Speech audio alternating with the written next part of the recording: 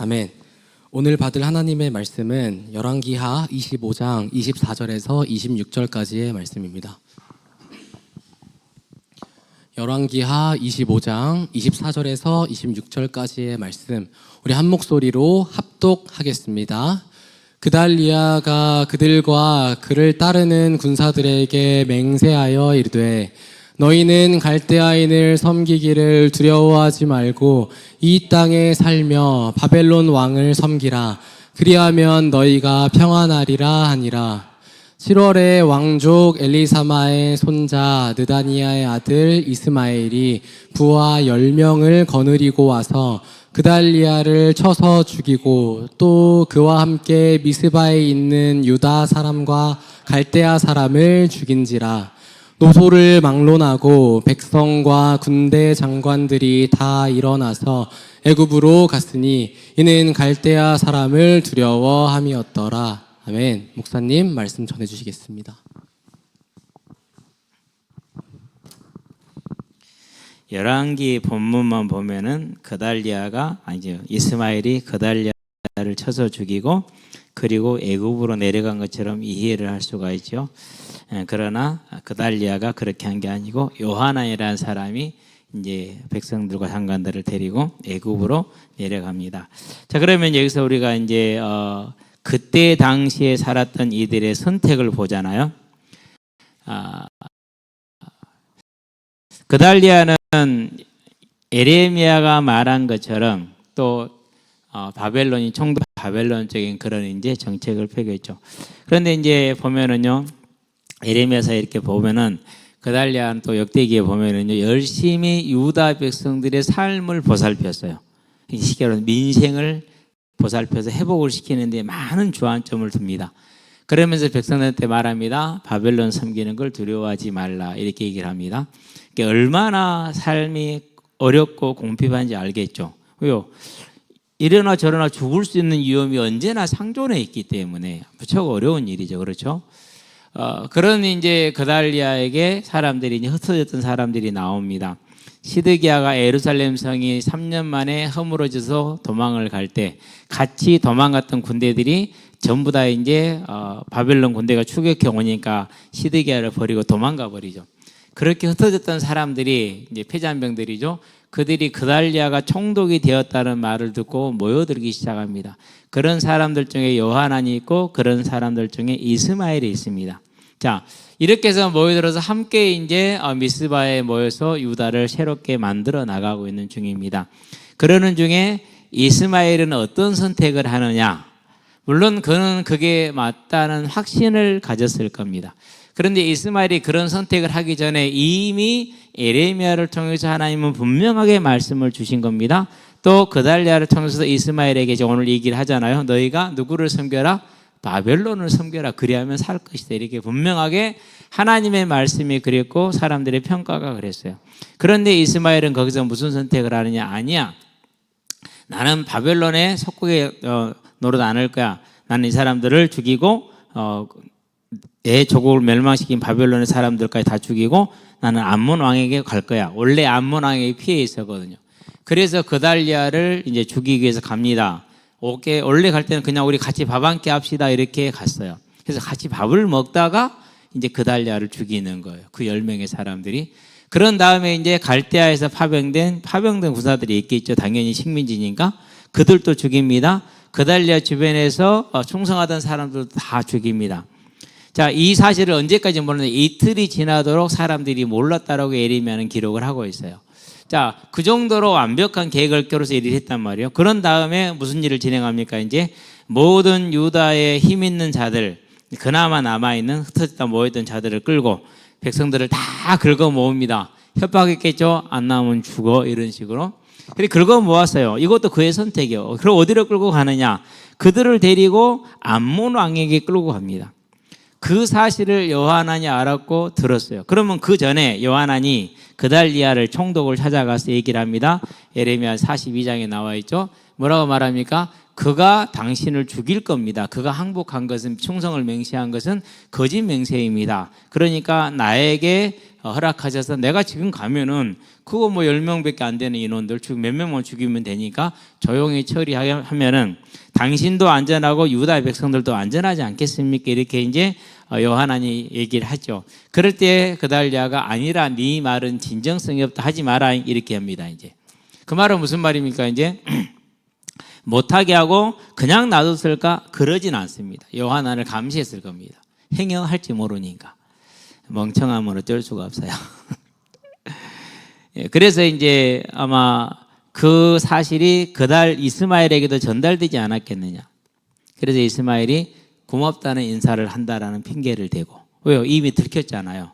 고맙다는 인사를 한다는 핑계를 대고 이제 아마 인사하러 왔을 거예요. 그래서 같이 밥을 먹는 겁니다. 그래도 믿어주셔서 감사합니다. 저는 당신을 위해서 충성을 맹세하겠습니다. 이렇게 이제 이렇게 했겠죠. 이제 그러고 이제 와서 밥을 먹다가 일어나서 이제 그달리아를 처치한 거죠. 그러고 백성들을 싹 포로로 잡아서 희한해요. 저만 가면 되지. 왜 끌고 가냐고. 참 못됐어요. 그냥 포로로 잡아서 이제 암몬으로 끌고 갑니다. 뭐 해야 되니까 내가 가지고 온 전리품이 있어야 가서 뭐 할 수 있어요? 한 자리 차지하잖아요. 하여간 악한 존재들이 애나 지금이나 똑같아. 뭐 우리 전국이 지금 어렵죠. 이제 지금부터는 재미있는, 이달은 조금 재미있고 다음 달부터는 더 재미있을 겁니다. 왜 그러느냐? 빼도 박도 못하게 파면은 탄핵은 인용되는 것은 100% 승률이에요. 100%. 그러니까 지금 뭐 한 겁니까? 파면 인용을 알기 때문에 헌법재판소를 공격을 하지요. 벌써 그들도 알아요. 국민의힘도 다 알아. 그런데 그러면 이제 그를 따랐던, 대통령을 따라서 계엄을 3월부터 준비했던, 작년 3월부터 준비했던 그 사람들이 무엇 때문에 대통령을 따랐겠어요? 계엄을 성공하면은 내가 이제 이렇게 최소한 독재를 할 거니까 영원히 이렇게 얻어먹을 게 있잖아요. 근데 이제 윤석열한테 얻어먹을 게 있어요, 없어요? 이제 없는 거예요. 그럼 어떻게 됩니까? 나살자죠, 이제. 벌써 나살자 나오잖아요. 김용현을 제외한 다 모든 사람들이 다 나살자예요. 그럼 김용현이 검찰에 가서 진술한 거 경찰의 진술은 어떻게 돼 있어요? 그것도 나살자 진술이었어요. 헌법재판소에서만 둘이 입을 맞추고 있는 모질이 역할을 하고 있는 것이지. 이미 다 자기 살구멍 다 진술서 보니까 다 자기 살길 다 찾아놨더만. 그래도 못 살아요. 왜? 중요임무 종사자이기 때문에. 채소가 무기고 사형이니까. 마찬가지예요. 이 세상을 따르는 사람들은 자기 유익이 아니면 따를 이유가 없어요.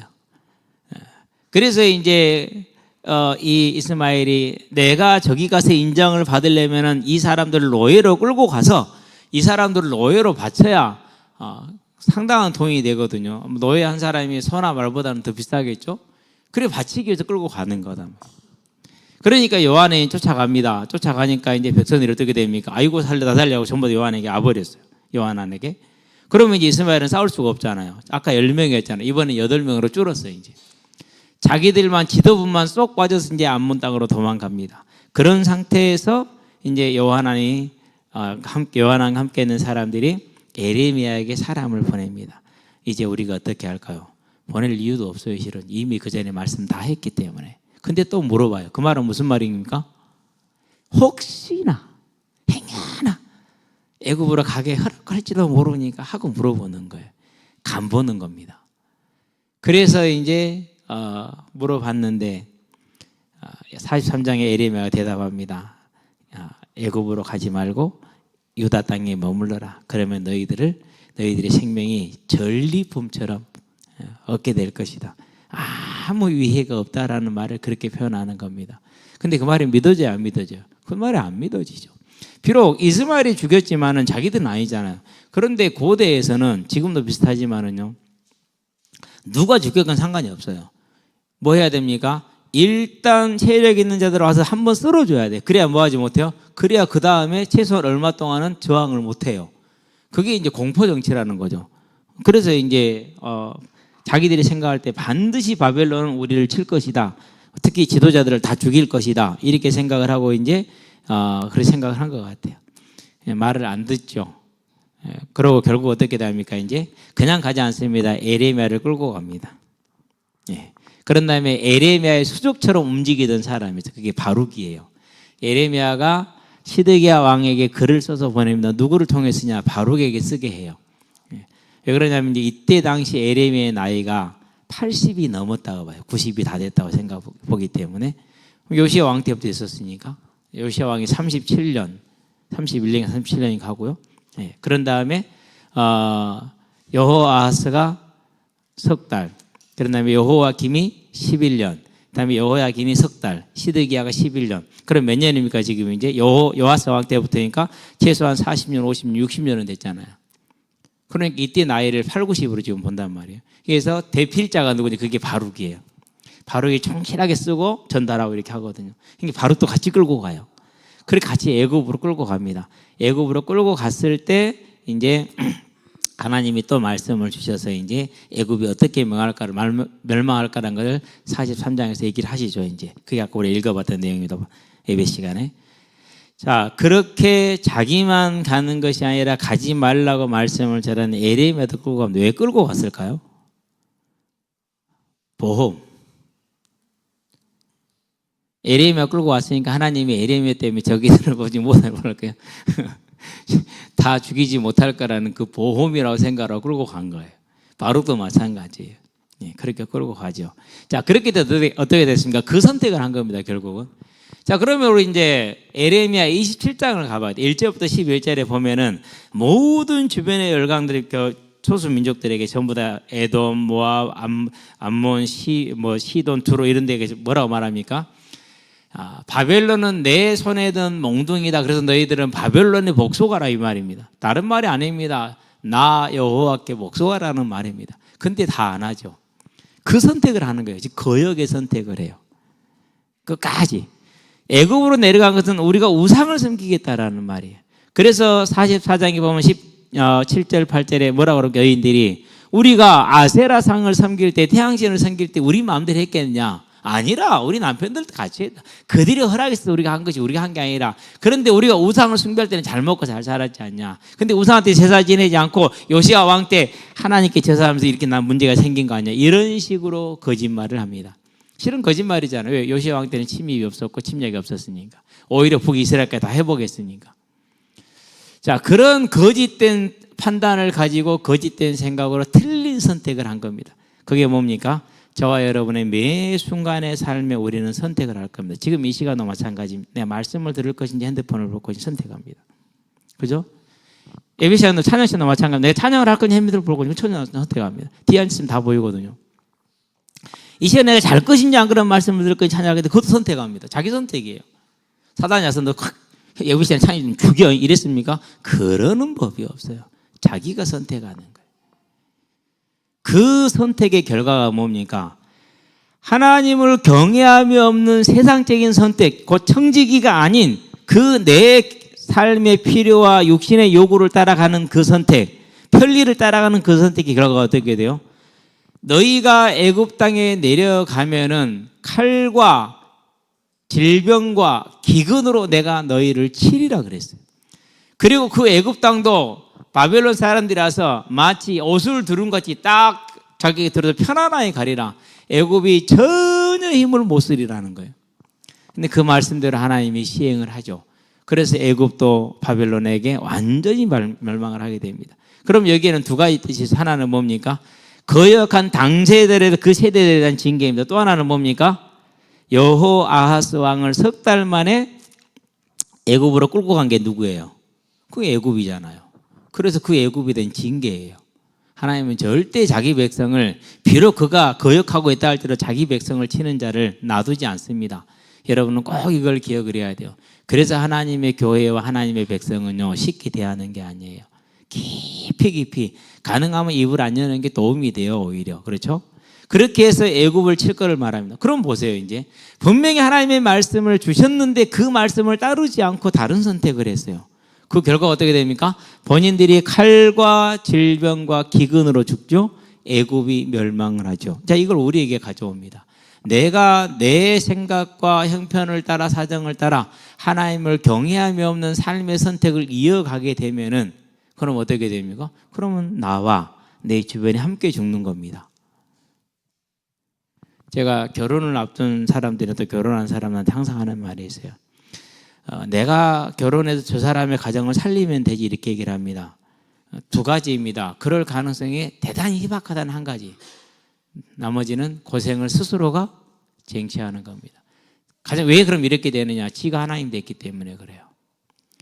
하나님은 우리는 이 사람이 구원 받을지 안 받을지 알아요? 몰라요? 우리는 몰라요. 그건 하나님의 주권하에 있어요. 그렇기 때문에 여러분 그런 선택 용감하게 하지 마세요. 근데 그런 선택한 사람들 보면은 하나님의 교회 제대로 안 섬겨요. 그럼 그것도 못한다란 말이에요. 절대로 못해요. 이와 같이 청지기가 된 그런 자세로 삶을 택하지 않으면은 피해가 와요. 자, 그럼 봐봐요. 내가 내 생각을 따라서 내 멋대로 선택을 했어요. 특징이 뭐냐? 저한테 절대 안 물어봐요. 상의도 안 해봐요. 자기에게 맡겨진 직분요, 뭐 생각도 안 해. 고려 대상도 아니야, 그런 것은. 그러면은 안 돼요. 우리는 아무리 교회가 크든 작든지 간 하나님이 나에게 맡긴 조그만한 일이 있어. 그것 하나에도 최선을 다하고 충성을 다해. 그 적은 것을 어떻게 하느냐를 하나님은 보시는 거예요. 이 생각나네. 남자 화장실을 물로 청소한 건 좋은데 수도꼭지 잘 잠가주세요. 3주 연속 수도꼭지가 안 잠겨서 물이 쫄쫄 도는 거 제가 3주째 잠그고 있어요. 오늘 또 가서 잠그고 왔어요. 잘 잠그시게 되길 바랍니다. 그러니까 깨끗이 말려놨는데 금방 다시 더러워지는 거예요. 거기서 물이 쫄쫄쫄쫄 흐르고 있으니까 물이 계속 이렇게 사람들이 가서 손 씻고 오면 물 차차차차차. 마무리 확실하게 하시게 되길 바랍니다. 저와 여러분들은요, 이와 같이 내 생각과 편리를 따라서 돈을 따라서 그리고 육신을 따라서 하는 선택은 청지기적 선택이 아니에요. 그러면은 반드시 요한왕과 같은 그러한 어리석은 선택을 하게 돼요. 그러면은 내가 죽고 내 가정이 함께 죽고 내 주변이 다 죽어요. 그럴 수밖에 없죠. 자, 간단하게 예를 들어볼게요. 별로 안 좋은 얘기긴 하지만 부부가 싸웠어요. 헤어졌어요. 그럼 여파가 어디까지 가죠? 양 가문에까지 다 가잖아요. 그렇죠. 그런 거예요. 그러니까. 그런데 부부가 이견이 생겼어요. 그럼 이번 주 하나님은 뭐라고 말씀하셨냐? 성경은 뭐라고 말씀하셨냐? 그걸 기준으로 가요. 또 그렇게는 아니다 할지라도 그냥 꿍 하고 있다가 예배 드리고 말씀드린 게 내가 또 너무 고집 부렸구나 회개할 수 있어요. 해결이 되죠. 자, 그러면 두 가지 선택 중에서 같겠어요? 다르겠어요? 삶 자체가 달라지는 겁니다. 무슨 말인지 알았죠? 결국 그거예요. 청지기적인 선택. 하나님의 말씀에 청종하는 선택. 그래서 우리는 언제나 세상은 저와 여러분의 직장은 뺏을 수 있어요. 그러나 세상은 저와 여러분의 영혼을 지옥에 집어넣지를 못해요. 그러나 하나님은 우리에게 직장을 줄 수도 있고 거둘 수도 있고 영혼을 지옥에 넣을 수도 있고 천국에 드릴 수도 있는 분이에요. 그럼 누구를 두려워해야 됩니까? 자, 우리 회사의 사장이 누구예요? 사장은 A씨야. 그런데 그 A씨의 주인이 누구예요? 그게 하나님이야. 그러면 A씨의 눈치를 봐야 됩니까? 하나님의 눈치를 봐야 됩니까? 이거라니까는요. 이 싸움을 지금 여러분, 특별히 우리 학생들, 청년들 지금 하세요. 결혼하기 전에 하세요. 결혼하기 전에 해야 돼요. 훈련도 결혼하기 전에 하세요. 경제훈련요, 결혼하기 전에 하세요. 여러분, 경제훈련은 반드시 제가 해야 하는데 우리 학생들 특별히 기억하세요. 하나님이 나에게 용돈을 주셨다, 나에게 수입을 주시잖아요. 그러면 가장 먼저 뭐부터 해야 됩니까? 하나님이 것이니까 하나님의 것을 시인하는 하나님의 것부터 구별해야 돼요. 저는 그래서 청년한테 어떻게 했느냐 하면은요, 5만 5천 원씩 받았어요. 차비 1,200원만 쓰면 돼요. 가는데 600원, 오는데 600원. 인력사무소 안 들려도 되니까 그렇게 6개월을 다니죠.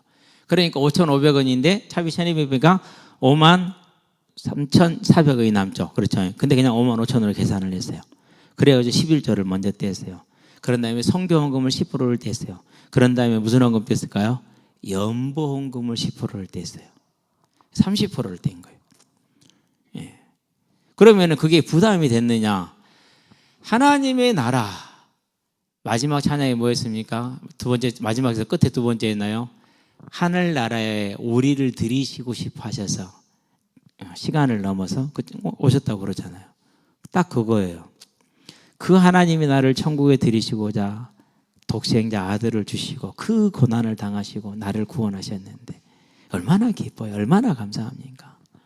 그러니까는요, 그렇게 드리는 게 너무 즐거워요. 지금도 물론 마찬가지예요. 가정이 있으니까 선교를 10%까지는 못해요. 그러지만은 비슷하게는 해요. 이게 드리는 게 그래서 뭐가 되는 거예요? 그렇게 기쁠 수가 없어요. 여러분 이 물질관 지금 정리하세요. 무슨 말인지 알았죠? 지금 하세요. 그러면은 반드시 삶의 경제 어려움 올 겁니다. 그거 그냥 오는 어려움은 아닙니다. 왜 오는 거냐?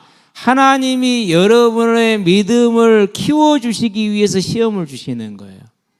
그렇게 해도요, 그렇게 기쁨을 했는데도요, 하나님이 경제의 주인이라는 이 청지기적인 생각이 지식이지 믿음이 아니더라고요. 그리고 하나님이 그런 어려움을 주시더라니까요. 그때 어떻게 했느냐? 다른 사람들 같으면 해봤자 소용없고 교회 다녀봤자 아무 소용 이리 생각을 했겠죠. 그럼 구원 못 받은 사람들이 그래요. 근데 저는 그게 딱 오니까는요, 기쁘더라고요. 왜 기뻐요? 드디어 하나님이 나를 내가 못하니까 나를 찢어서라도 이것을 넘어가게 하시는구나. 태권도 도장에 가서 운동해보면 친구들 알죠. 가랭이 안 찢어지면 어떻게 해요? 그냥 찢어버리잖아요. 그냥 찢어지더라도. 그렇게 하면 어떻게 돼요? 나중에 이제? 그럼 찢어진다니까는요. 하나님이 그렇게 찢어. 아프마. 그때 그 순간은 아파. 그때 기뻐. 왜 기쁩니까? 내가 드디어 내 힘으로 뛰어넘지 못하는 이 바를 뛰어넘을 수 있는 이 믿음의 높이를 뛰어넘을 수 있는 기회를 주시니 얼마나 기쁩니까? 그게. 감사하죠. 더군다나 그런 시험과 아픔은요, 짧아요, 기간이. 청년 때 혼자 있으면 더더욱이 그래요. 그래서 우리의 선택은, 나의 선택은 요한과 같은 그런 선택이 아니고 내 눈으로 보기에, 세상의 눈으로 보기에, 육신의 눈으로 보기에는 어려워 보인다 할지라도 하나님의 입장에서 보았었을 때 그걸 기준으로, 청지기를 기준으로 선택을 하는 겁니다. 그럼 어떻게 됩니까? 모두가 사는 겁니다. 그래서 여러분 지금 청년의 때 하세요. 안 그러면 죽을 때까지 못 해요. 그럼 곤란스러운 일이 생겨요. 무슨 곤란스러운 일이 생기냐? 내놔.